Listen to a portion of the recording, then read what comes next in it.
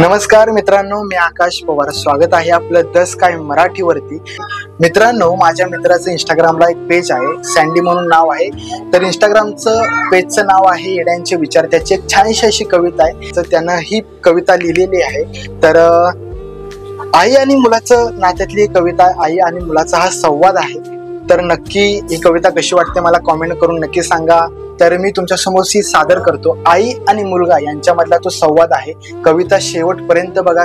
कविता अशी आहे की 10वीला पडले चांगले मार्क्स, तेव्हा गावात वाटल्या मिठाया. 10वीला पडले चांगले मार्क्स, तेव्हा गावात वाटल्या मिठाया. कुणी विचारलं माझ्या आईला, तर म्हणते पुण्याला धाडायचंय बघा शिकाया.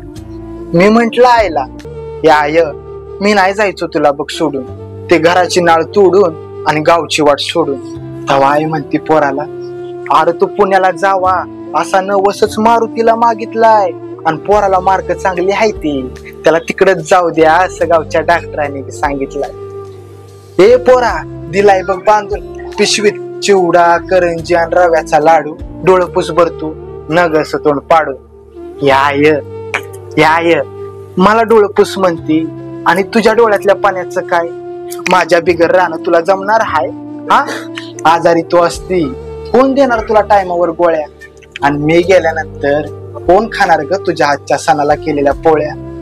तेव्हा आई म्हणती, असलं काय बी बोलू नकस, चल उठ बिगी बिगी, नाहीतर इष्टी जाईल हालून.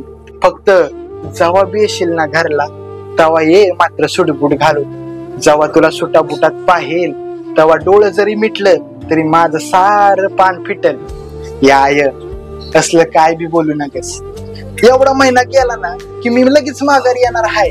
हा, इष्टी आली, इष्टीत बसलो, माझी आई माझ्या समोर नाही रडली. जेव्हा इष्टी गेली निघून, इष्टीची चाक लागली पळायला.